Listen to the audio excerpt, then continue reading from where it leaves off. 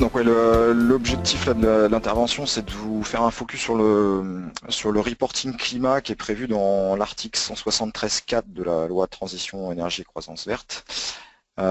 Juste pour vous signaler sur cette slide les références législatives et réglementaires autour de cet article. Donc c'est un article qui modifie le code du commerce, et notamment l'article L225-105.1 qui vise les rapports RSE des entreprises qui sont annexés à leur rapport annuel de gestion. Et donc le décret qui a été publié cet été amende l'article R225-105.1 du Code du commerce en intégrant l'économie circulaire, l'utilisation durable des ressources, le gaspillage alimentaire et le reporting climat dans les reportings extra-financiers des entreprises. Donc je vais particulièrement faire un focus sur l'aspect reporting climat, et je ne parlerai pas des autres sujets qui sont aussi intégrés dans cet article 173. Donc ce que demande l'article 173, c'est que les postes significatifs d'émissions de gaz à effet de serre qui sont générés de par l'activité de l'entreprise qui fait son rapport RSE soient intégrés dans ce rapport, et notamment les émissions liées à l'usage des biens et services qu'elle produit. Vous retrouverez dans la notice du décret qui était cité en référence précédemment, le fait que le décret étend le champ de l'information attendue aux postes significatifs d'émissions directes et indirectes sur l'ensemble de la chaîne de valeur de l'entreprise, donc y compris les émissions amont et les émissions aval. Donc la notice est certainement plus claire et plus précise que le décret en lui-même, qui parle juste des postes significatifs d'émissions de gaz à effet de serre, sans préciser ce qu'ils entendent, ce qui est entendu par poste significatif. Donc ça va être tout l'enjeu de ce qui va venir par la suite, ça va être de trouver les bons critères pour définir la significativité d'un poste. Là, sachant que cet article 173 vise essentiellement les mêmes entreprises qui étaient visées jusqu'à présent par les rapports RSE. Donc aujourd'hui il y a eu différents seuils qui ont évolué en termes de cibles, je pense que Jean-François en parlera tout à l'heure. Mais aujourd'hui on est sur des entreprises de plus de 500 salariés dont le chiffre d'affaires dépasse 100 millions d'euros. C'est à peu près 1100 entreprises qui sont visées en France, et c'est à peu près la moitié, un peu plus de la moitié qui ne sont pas cotées, sachant que ne sont pas visées par cet article pour le moment les SAS, les SARL, les SCS et les SNC de mémoire. Faut savoir que cet article 173, il est applicable à partir de l'exercice clos au 31 décembre 2016, donc normalement dans les prochains rapports RSE qui vont, dépendamment des entreprises, être publiés entre mars et juin, il y aura l'obligation d'intégrer ces émissions de gaz à effet de serre sur les postes significatifs, et notamment le poste relatif à l'usage des produits et services vendus par l'entreprise. Sur cette slide-ci, c'est essentiellement pour vous faire un petit peu une cartographie de comment tout ça s'imbrique avec les différents exercices. Donc vous avez la directive sur les rapports extra-financiers qui vient décrire, qui est donc retranscrite dans le droit français. Et dans cet article R 225-102.1, vous avez les 42 items de la RSE qui sont décrits. Et donc cet article 173.4, il vient préciser, en tout cas pour la partie climat, l'item émissions de gaz à effet de serre. Et donc vous avez ce décret d'application qui vient renforcer le fait que c'est sur les postes significatifs. Donc maintenant, qu'est-ce qu'on entend par significativité ?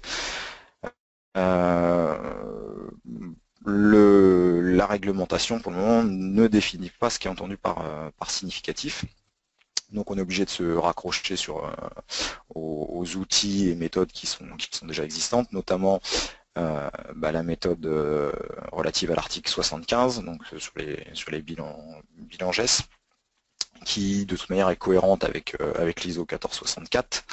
Et les pratiques courantes, donc quand on dit les pratiques courantes, c'est les pratiques internationales, notamment le GAG protocole. Sachant que pour le moment, dans la 1464 et dans la méthode réglementaire, ne sont pas spécifiés ce qu'on entend par les postes significatifs. En revanche, vous avez les guides sectoriels qui ont été développés depuis, en gros depuis 2009 par l'ADEME avec les fédérations des secteurs,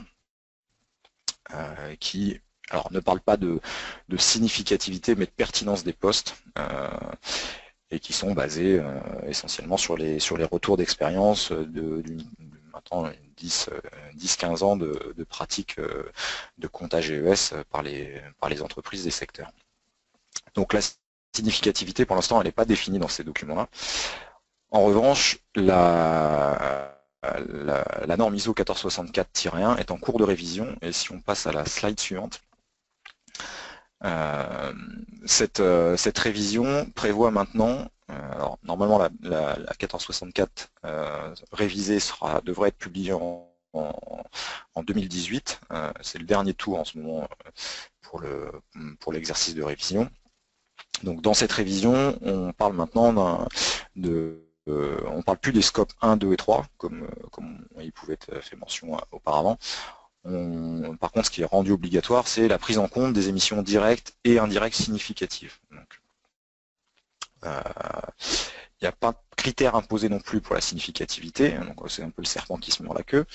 En revanche, il y a une liste de critères qui peuvent être retenus pour définir la significativité, comme par exemple la contribution en termes de quantité d'émissions, le niveau d'influence, voilà, plusieurs autres que je vais décrire un petit peu après. Et bien évidemment, la norme est suffisamment générale pour laisser la porte ouverte à d'autres critères qui pourraient être intégrés pour retenir la significativité d'un poste. Donc pour l'instant, cette significativité, enfin les critères qui peuvent être utilisés, ils sont décrits dans l'annexe H du document actuellement en cours de révision. Donc on parle de contribution au poste, donc à savoir que les émissions indirectes sont supposées être suffisamment conséquentes en termes de quantité pour être prises en compte. On retrouve le niveau d'influence, donc à savoir est-ce que l'organisation a les capacités d'agir et de réduire les émissions de gaz à effet de serre le long de sa chaîne de valeur. L'existence d'un risque ou d'une opportunité pour l'organisation. Est-ce que potentiellement ça peut contribuer à une exposition à un risque ou constituer une opportunité d'activité pour l'organisation? On retrouve aussi la notion des utilisateurs prévus, donc à qui s'adresse l'exercice.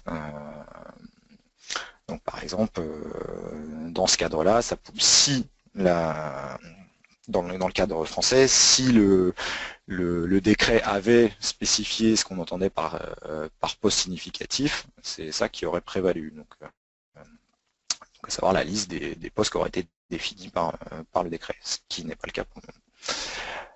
Vous avez ensuite d'autres critères de significativité, à savoir est-ce qu'il existe des recommandations sectorielles pour cette significativité. Est-ce que ça peut être la sous-traitance aussi? Est-ce que ces émissions indirectes sont supposées significatives et qu'elles ont tout simplement été sous-traitées et qu'elles sont plus intégrées dans la production de l'organisation qui rapporte?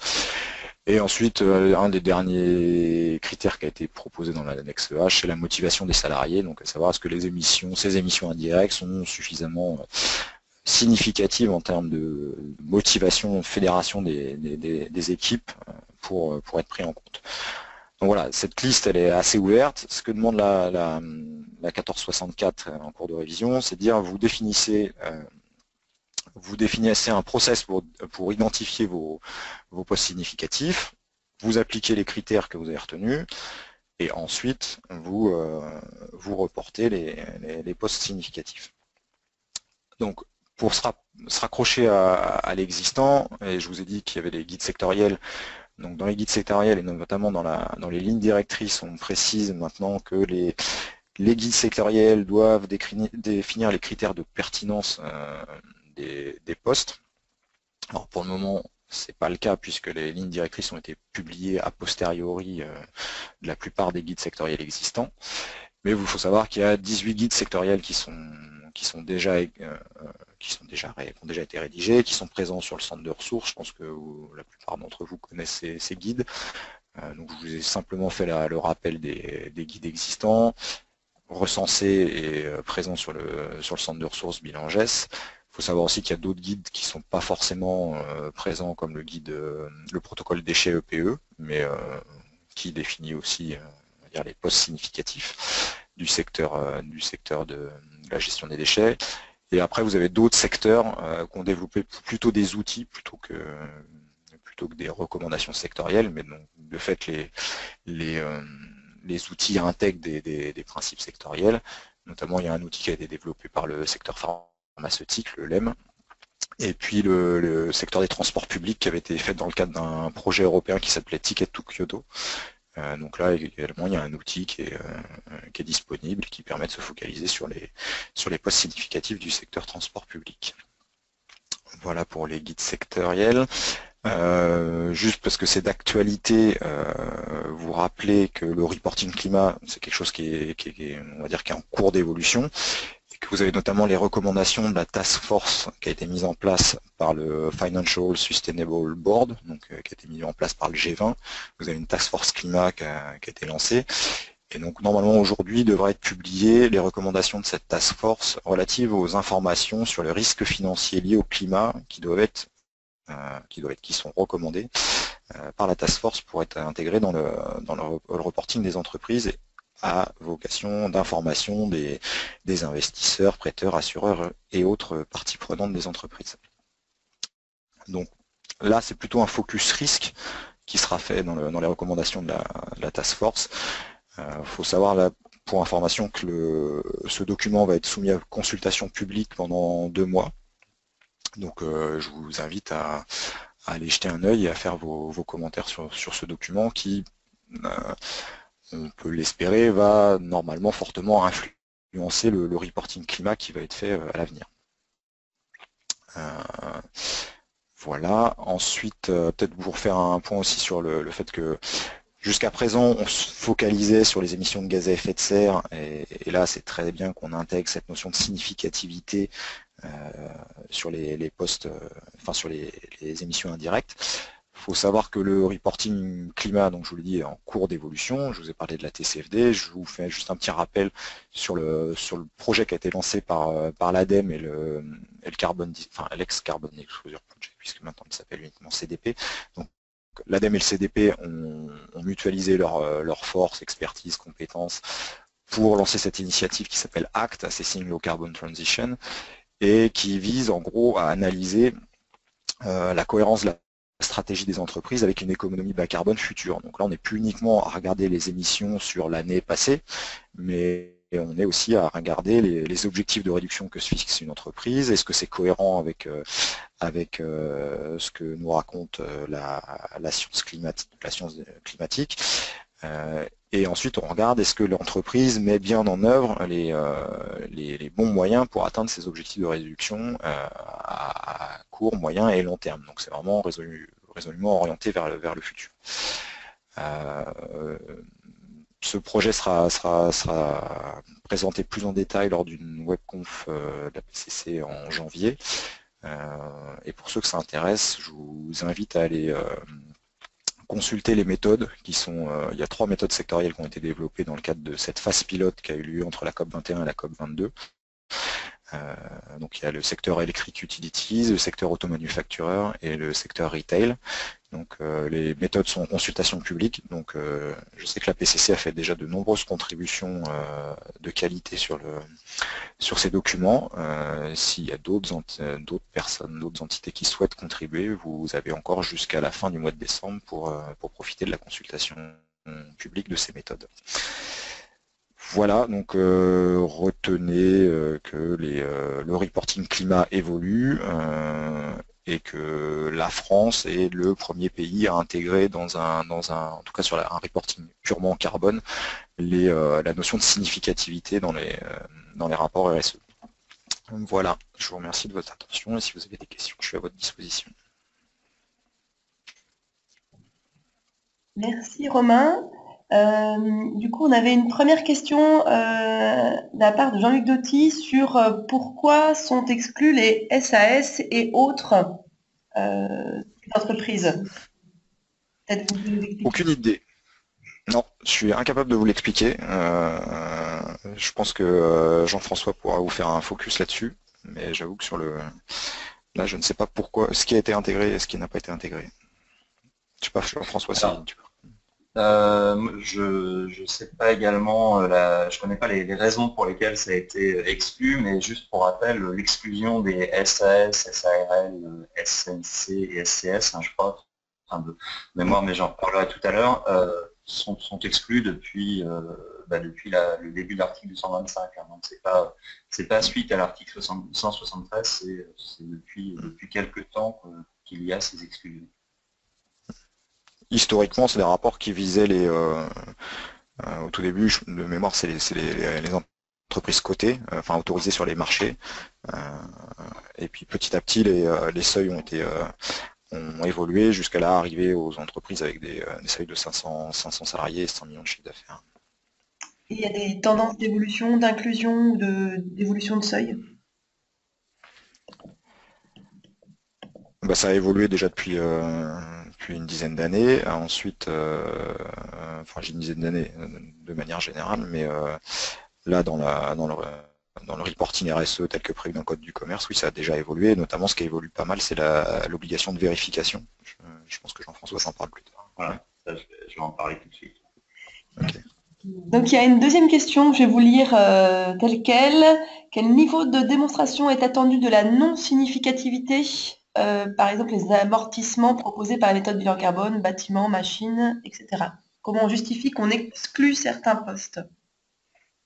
Eh ben, en définissant, en expliquant clairement quels critères de significativité on prend en compte et en quoi ces postes sont par raccord avec le critère de significativité qu'on a défini. Voilà. C'est essentiellement basé sur la démonstration. Il n'y a pas de démonstration à faire, il y a des critères à fixer. De toute manière, pour l'instant, le décret ne dit rien, à part reporter les postes significatifs, notamment ceux relatifs à l'usage des produits et services vendus. Mais l'usage des produits et services vendus, c'est pas forcément significatif pour tous les secteurs, par exemple. Donc, libre à chaque entité qui fait son reporting pour le moment de définir. C'est basé sur le principe anglo-saxon du comply and complain. Donc, vous décrivez ce que vous faites et ce que vous ne faites pas et vous expliquez pourquoi vous le faites ou pourquoi vous ne le faites pas. Très bien, merci. Il n'y a pas d'autres questions pour l'instant. Ah, si, une nouvelle qui vient d'arriver. Quelle est la date limite de publication des données? Donc, on a vu que c'était des données sur les rapports sur l'année 2016 publiée en 2017. Est-ce qu'il y a une date limite? Non, c'est la date habituellement utilisée dans le cadre du reporting RSE des entreprises, donc ça dépend des entités. D'accord. Bon, on a une autre question qui revient sur la significativité, mais bon, je crois que vous y avez répondu. En tout cas, il y a quelques attentes sur ces sujets-là. Voilà, sinon on peut la main. Marie, je vois une autre question qui arrive de Jacques Aflalo. C'est celle que je... Ah, voilà. Ah non, sur l'interprétation sur la formation des OTI.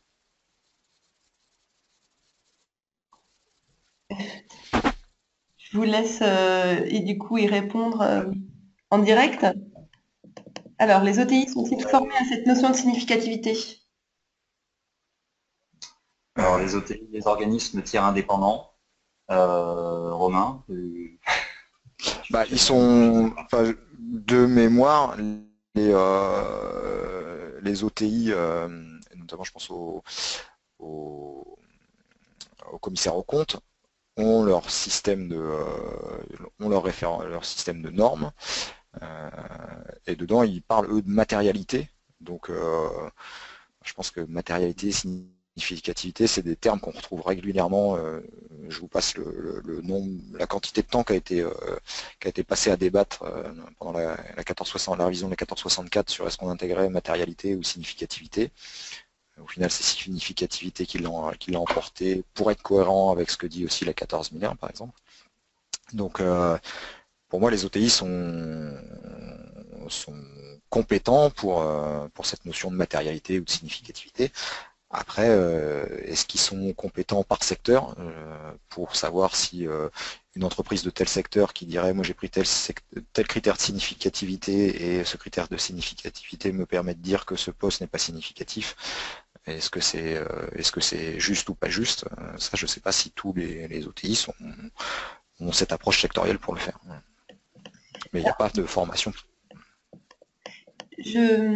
Enfin, il y a encore une autre question sur ce périmètre-là liée à l'amont-l'aval. Comment traiter l'amont et l'aval par rapport à ces critères de significativité? Oui, alors la notice, comme je disais, la notice du décret explique clairement qu'il est attendu une vision amont-aval de la chaîne de valeur. Donc oui, cette approche de significativité doit être portée sur l'ensemble de la chaîne de valeur. C'est d'ailleurs ce que recommande aussi la 1464 dans sa révision. C'est aussi ce que, pour ceux qui ont peut-être plus l'habitude de travailler avec le GHG protocole, c'est déjà ce qui était présent dans le GHG protocole, le standard, pas celui qui a été révisé en 2010, si ma mémoire est bonne.